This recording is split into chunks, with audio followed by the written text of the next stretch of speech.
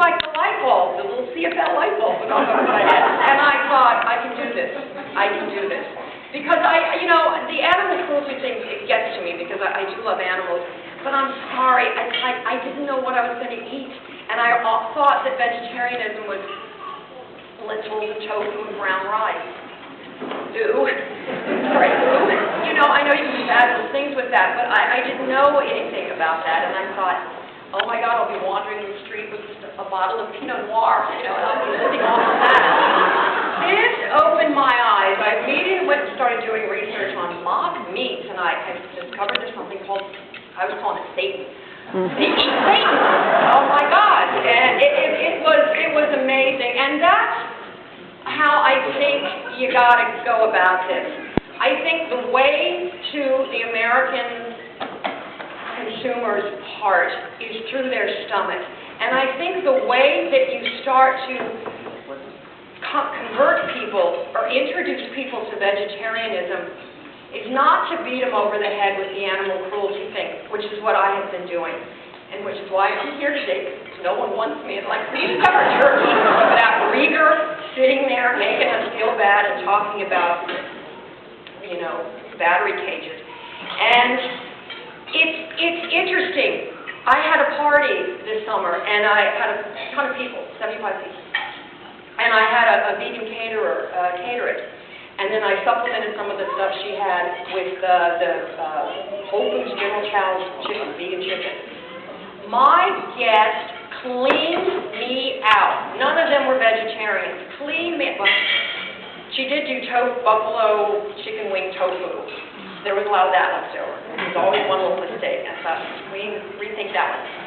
But everything else they cleaned out. And then the next day, my friend Kathy told me that her husband Dennis got up first thing in the morning, ran to Whole Foods, bought pounds of this stuff, of this vegan General Chow.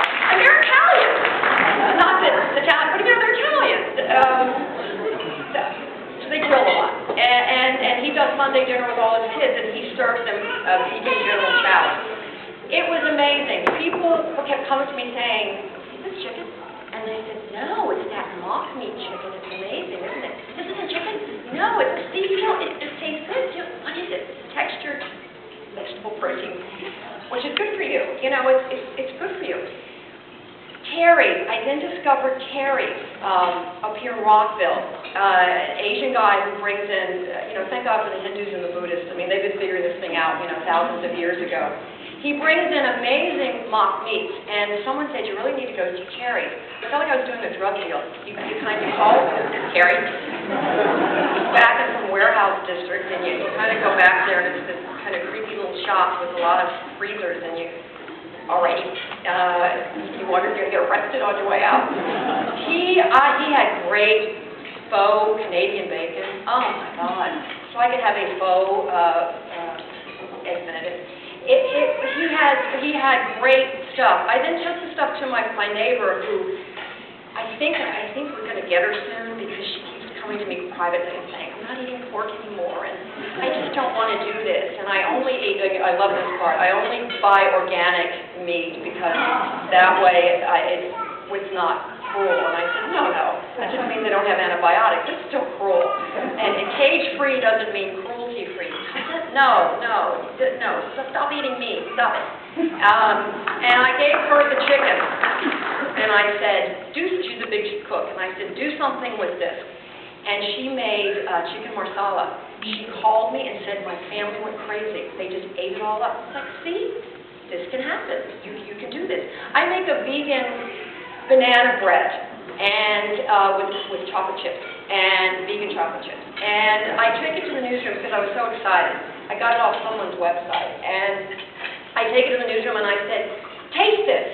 This is vegan banana bread. There's no animal, there's no eggs, there's no butter.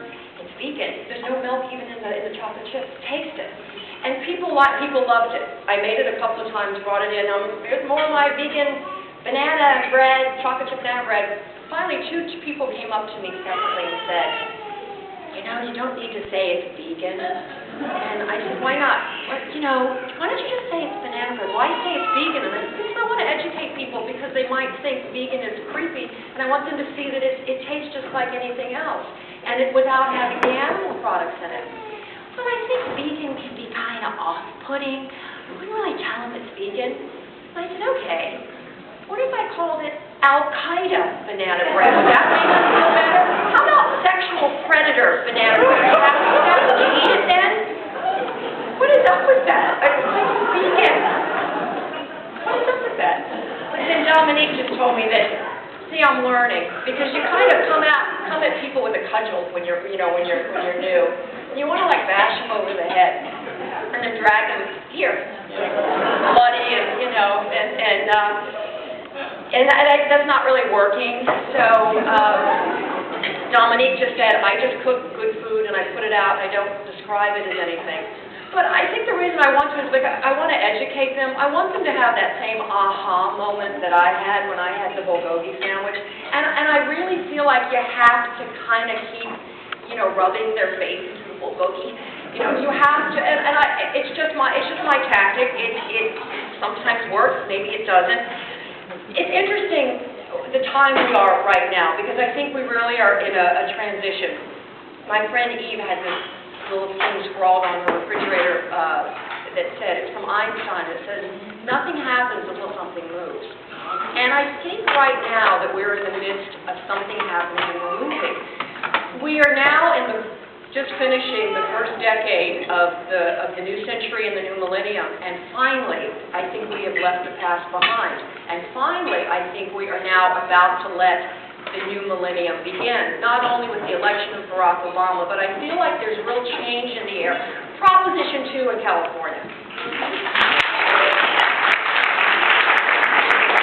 Proposition 8 was unfortunate, but Proposition 2, and it's unfortunate that Proposition 8 kind of overshadowed the newsworthiness of Proposition 2. I don't think that message ever got out because of the human issue of Proposition 8. But it's something that's starting, and I think now more than ever is when you get out there and let people realize the sort of joyfulness of vegetarianism. It's good across the board. Eating meat hurts the environment. It hurts your body, and it hurts the animals. What don't they get? And that's the thing that I want to say to them. What don't you get? You're killing yourself with the way you eat. I read Skinny Bitch a couple of months ago, and it's now my Bible. All of my friends, have you read it? You gotta get Skinny Bitch. Oh my gosh. Do you know about it? It's Rory Friedman. She wrote this book, and they insult you the whole time. They start out by telling you you're a moron, because you eat like you're eating crap and you're an idiot. And they tell you that in the book. They insult you the whole way through. And then they slowly start deconstructing food and telling you why dairy is just disgusting. And telling you why everything you eat and everything you do to your body, when you open your mouth and shove something in it, is disgusting, and you're killing yourself, and you're in, I'm sorry, there's children here, but you're